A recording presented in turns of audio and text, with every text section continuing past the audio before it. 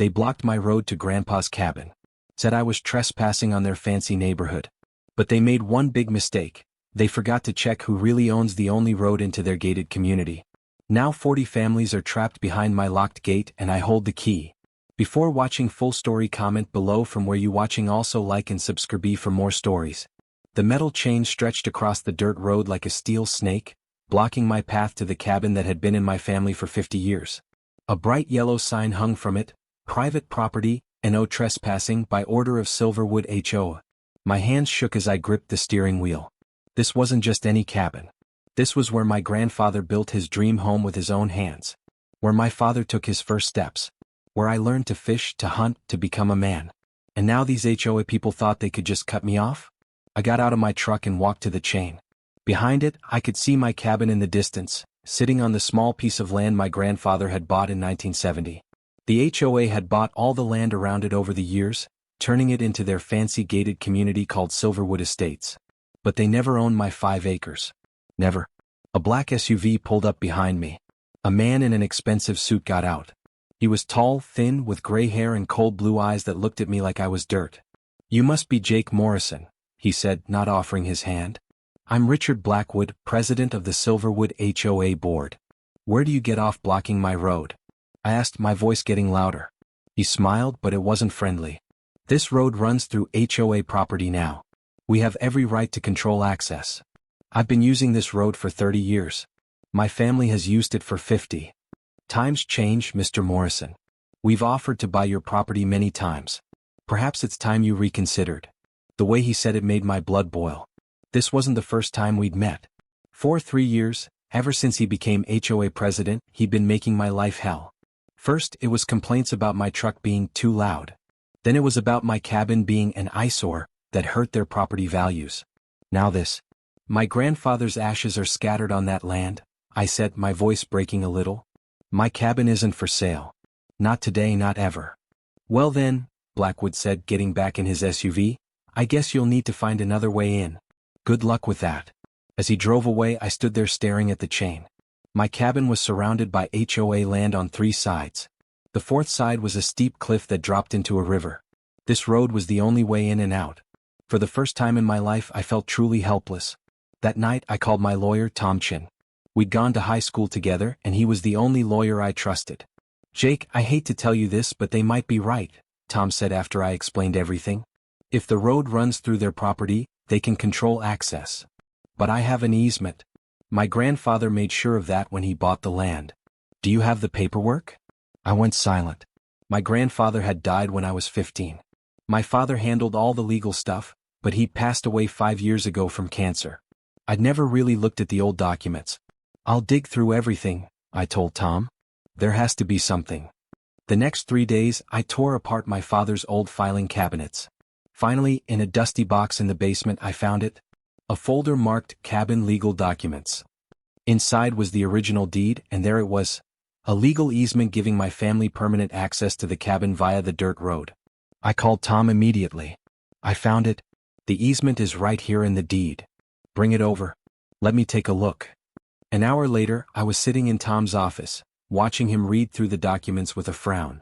"This is good, Jake, but there's a problem. The easement is valid, but look at this." He pointed to a line in small print. "It says the easement holder is responsible for road maintenance and must keep the road in good and safe condition." So, the road's fine. According to who? If the HOA can prove the road is unsafe, they might have grounds to block it until repairs are made. My heart sank. What kind of repairs? Could be anything. Potholes, drainage issues, width requirements for emergency vehicles. They could make you spend thousands fixing a road that was perfectly fine before. That's when it hit me. This wasn't about safety. This was Blackwood's way of forcing me to sell. Make the repairs so expensive that I'd have no choice but to give up. "There has to be another way," I said. Tom leaned back in his chair. "Well, there is one thing. Let me do some research on the HOA's legal status and property boundaries. Sometimes these organizations make mistakes. Big ones." 2 weeks later, Tom called me with news that would change everything. "Jake, you need to sit down for this. Just tell me. I've been researching the HOA's incorporation documents and property deeds. There's something very interesting about the main road that leads into Silverwood Estates." "What about it?" It's not on HOA property. It's on county land. The county gave them permission to use it when they built the community, but they never actually sold them the road itself. I didn't understand why this was important. So what does that mean? It means the county still owns the main road. And guess what? Your grandfather's property has frontage on that road too. Not much, just about 10 feet, but it's there. It's been hidden by trees and overgrowth for decades. My mind started racing. Are you saying what I think you're saying? I'm saying you might have legal access to county road through your own property, which means you don't need their dirt road at all.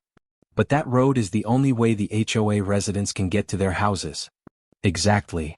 The plan formed in my mind like a beautiful storm. If I had legal access to the county road through my property, and if that access crossed the main road that led to Silverwood Estates. Tom, what would happen if I put up a gate on my property line? There was silence on the other end. Then Tom started laughing. Jake, that would be completely legal. And completely devastating to the HOA. The next month was the busiest of my life. First, Tom and I had to prove that my property actually had frontage on the county road. This meant hiring a surveyor, getting historical property maps, and filing paperwork with the county. The surveyor, an old man named Bill Tucker, met me at the site with his equipment. Your lawyer's right, he said after 3 hours of measuring. Your property line extends right to the county road. See those old fence posts? That's your grandfather's original boundary marker. The fence posts were so overgrown with vines and bushes that nobody had seen them in years. But they were there, marking exactly 10 feet of road frontage. So I can put a gate right here? I asked. As long as you get county permission and follow their guidelines, yes sir. The county part was easy. The road was old and rarely used except by Silverwood residents. The county clerk, a nice woman named Mary Patterson, was happy to approve my access permit. Haven't seen one of these in years, she said, stamping the paperwork. Your grandfather was a smart man to buy property with road frontage. Yes ma'am, he was. What she didn't know, what nobody knew yet, was what I was really planning. While I waited for the permits, I started clearing the overgrowth from my property line. It was hard work, but every time I wanted to quit, I thought about Blackwood's smug face when he blocked my road. The hardest part was keeping quiet. Tom warned me that if the HOA found out what I was doing, they might try to stop me with lawyers and injunctions. Don't tell anyone, he said. Not your friends, not your neighbors, nobody. We want this to be a complete surprise. 3 weeks later, everything was ready. I hired a fence company, one from the next county over so word wouldn't spread locally. The workers thought they were just building a regular property fence. You sure you want the gate right here? Asked the foreman, a big guy named Mike. Seems like an odd spot. I'm sure. The gate was beautiful. 8 feet tall, made of steel with an electronic lock system.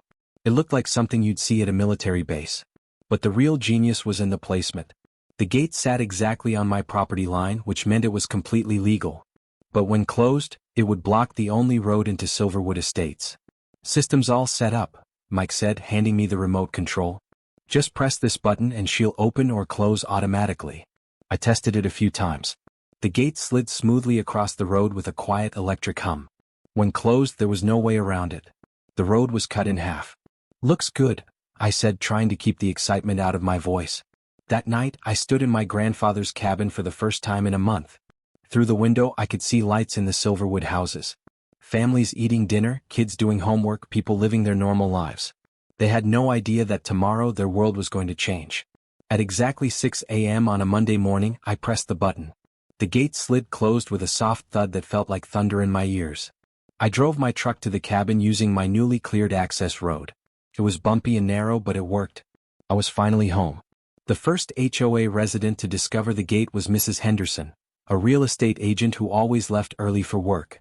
I watched from my cabin window as her silver Mercedes came around the curve and slammed on the brakes.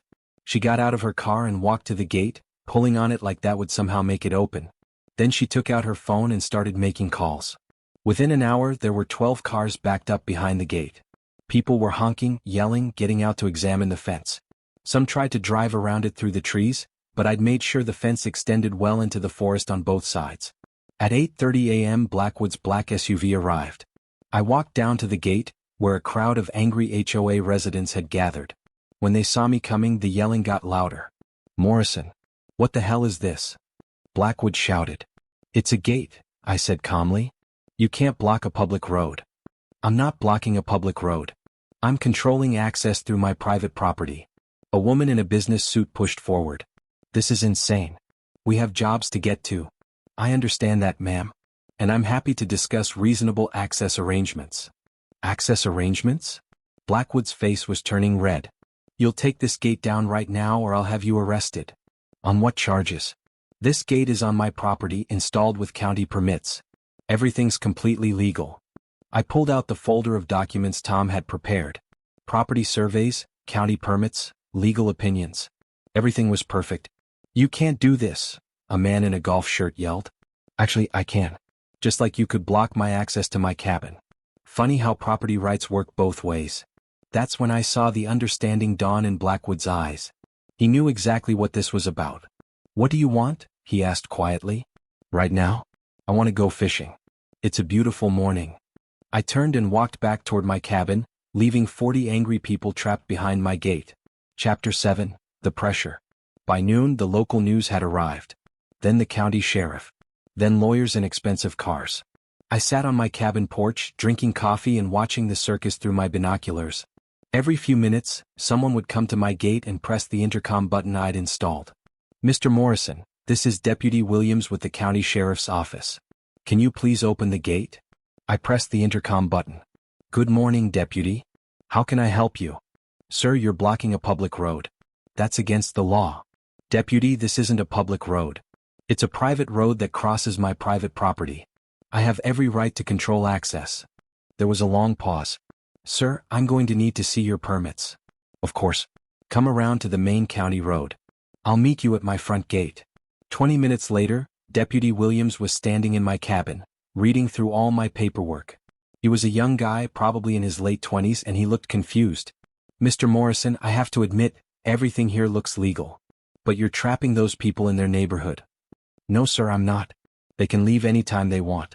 They just need to use the back entrance to their community. What back entrance? I smiled. Well, that's the interesting part.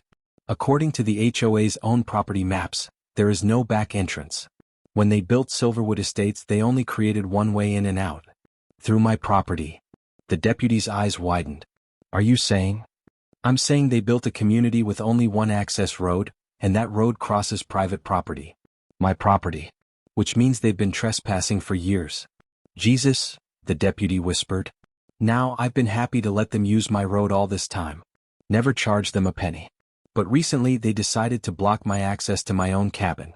So I figured it was time to clarify exactly who owns what around here. By 3 p.m., the backup at my gate stretched for half a mile. People were running out of gas. Kids were crying. The local pizza place was making a fortune delivering to trapped cars. Finally, my intercom buzzed. Morrison, this is Blackwood. We need to talk. I'm listening. Not over the intercom. Face to face. All right. Walk around to the county road. I'll meet you at my front entrance. 30 minutes later, Blackwood was sitting at my kitchen table. He looked like he'd aged 10 years in one day. What's it going to take? He asked. Take for what? Don't play games. What do you want for access through your property?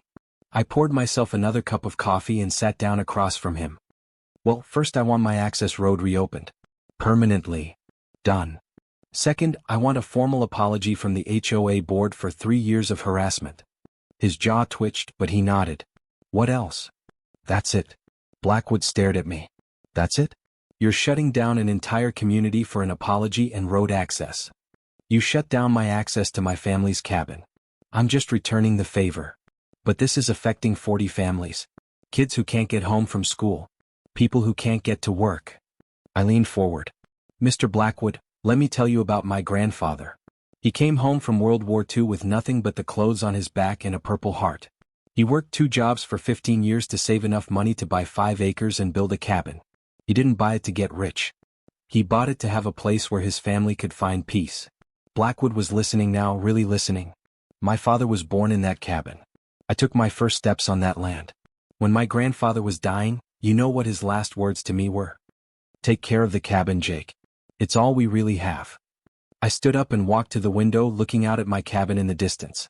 For 50 years, my family has been nothing but good neighbors. We've never caused trouble, never bothered anyone, never asked for anything except to be left alone. And then you came along. Mr. Morrison, I'm not finished.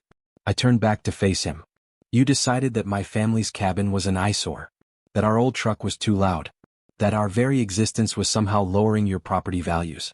So you decided to force us out. We made fair offers. You made insulting offers. You offered me half what that land is worth, then tried to starve me out when I said no. Blackwood was quiet now. So here's what's going to happen. You're going to reopen my road. You're going to leave my family alone. And you're going to remember that good neighbors respect each other's rights. And if we do that, you'll reopen access through your property? I'll consider it. The next morning, I woke up to the sound of helicopters. Looking out my window, I saw news crews setting up along the county road. This story had gone national. My phone had been ringing all night. CNN, Fox News, NBC. Everyone wanted to interview the man who shut down an entire gated community with one gate. But I wasn't interested in being famous. I just wanted to go fishing. Around 10 a.m., Tom called with news that changed everything. Jake, you need to get down here right now. What's wrong? Just get to my office. And bring all your grandfather's papers. An hour later, I was sitting in Tom's conference room with 3 people I'd never seen before. A man in a federal marshal's uniform, a woman from the FBI, and another man in an expensive suit who introduced himself as a federal prosecutor. Mr. Morrison, the prosecutor said, we understand you've been having some difficulties with your local HOA. That's one way to put it. We'd like to ask you some questions about Richard Blackwood and the Silverwood HOA board. My blood went cold. What kind of questions? The FBI agent opened a thick folder. Mr. Morrison, we've been investigating Mr. Blackwood and several other HOA board members for the past 2 years. They're suspected of running an elaborate real estate fraud scheme. What? They target properties inside or adjacent to their HOA communities. Usually older properties with elderly owners or complicated inheritance situations. Then they use HOA rules and access restrictions to force the owners to sell at below-market prices. I felt sick to my stomach. How many properties? At least 30 in the past 5 years. They've stolen millions of dollars from families just like yours. The prosecutor leaned forward. Mr. Morrison, your little gate stunt might have given us the break we needed. When you shut down access to Silverwood, it forced Blackwood to reveal how much control he really has over private property rights in this area. I don't understand. The road you blocked isn't just used by Silverwood residents. It's also the only access to 3 other properties that Blackwood's group has been trying to acquire. Properties owned by an elderly couple, a disabled veteran, and a single mother with 2 kids.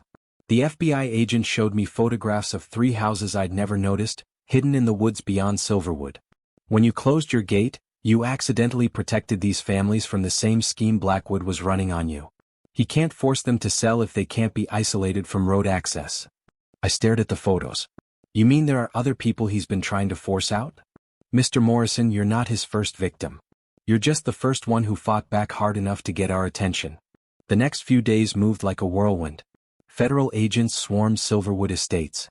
Blackwood and 3 other HOA board members were arrested on charges of conspiracy, fraud, and violation of civil rights.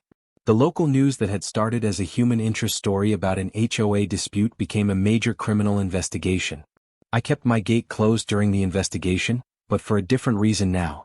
The FBI needed to document how Blackwood's group had been using access control to target vulnerable property owners. Mr. Morrison, Agent Sarah Mills told me, your grandfather's property is the key to this whole case.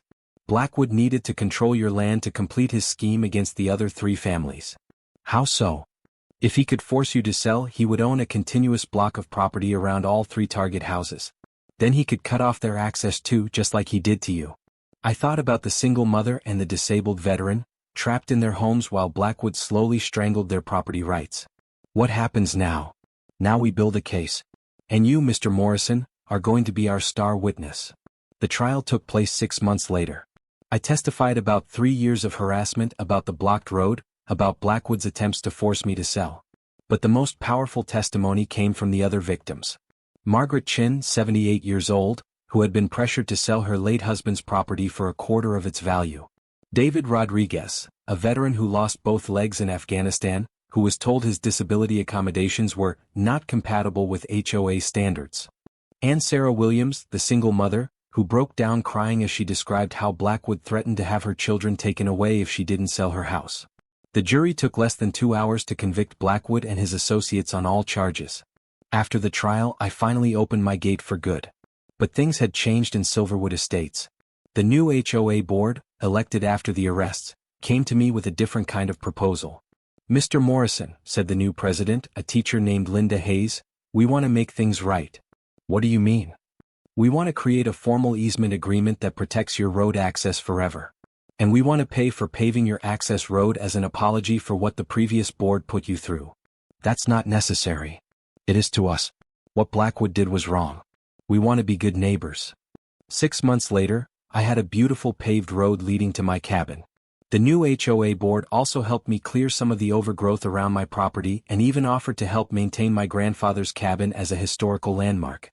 But the biggest change was in the people. The families who had been trapped behind my gate that first day now waved when they saw me. Kids riding bikes would stop to ask about fishing in the river. Mrs. Henderson, the real estate agent who had been the first to hit my gate, brought me a casserole and an apology. "I had no idea what Blackwood was really doing," she said. "I thought you were just being stubborn." "I was being stubborn," I admitted.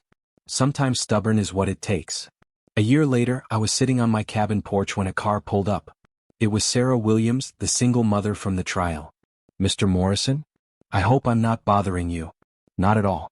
Come sit down." She had her 2 kids with her, a boy about 8 and a girl about 6. They were shy at first, hiding behind their mother's legs. "I wanted to thank you," Sarah said. "If you hadn't put up that gate, if you hadn't fought back against Blackwood, you would have found another way. People like you always do." "I don't know about that." I was ready to give up. I couldn't afford a lawyer, couldn't fight the HOA board. When they blocked my road access, I thought it was over.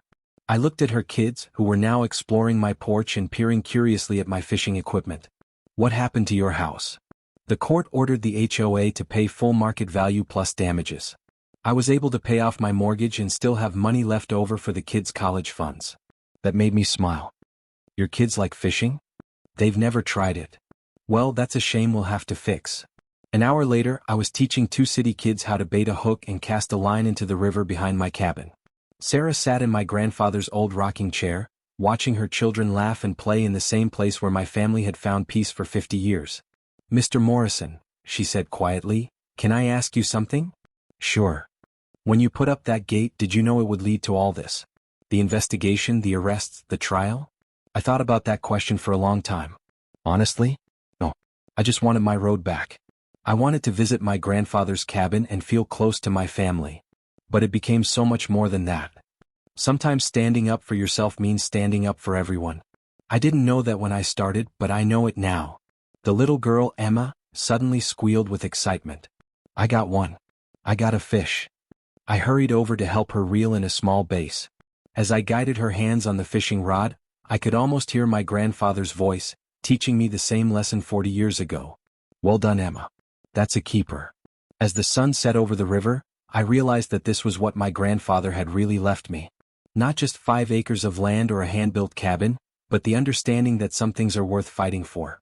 The road to my cabin was open again. But more importantly, the road to justice had been opened for families who might never have found it on their own. That night, after Sarah and her kids had gone home with a cooler full of fish, I sat on my porch and called Tom. "You know what the funny thing is?" I told him. "What's that?" Blackwood was right about one thing. Times do change. But he forgot that people change them. Good people fighting for what's right. "Jake, you realize you're going to be famous for this, right? The man who brought down an HOA crime syndicate with a fishing cabin and a gate." I laughed. "I don't want to be famous, Tom. I just want to go fishing." "Well, you've got the rest of your life to do that now." As I hung up the phone, I looked out at my cabin, my land, my grandfather's dream. The gate that had started all this was still there, standing open, welcoming neighbors instead of blocking enemies. Sometimes the best revenge isn't hurting the people who hurt you. Sometimes it's protecting the people who can't protect themselves. And sometimes, if you're really lucky, you get to do both at the same time. The road was open. Justice had been served. And somewhere in the evening breeze off the river, I could swear I heard my grandfather's voice saying, "Well done, Jake. Well done."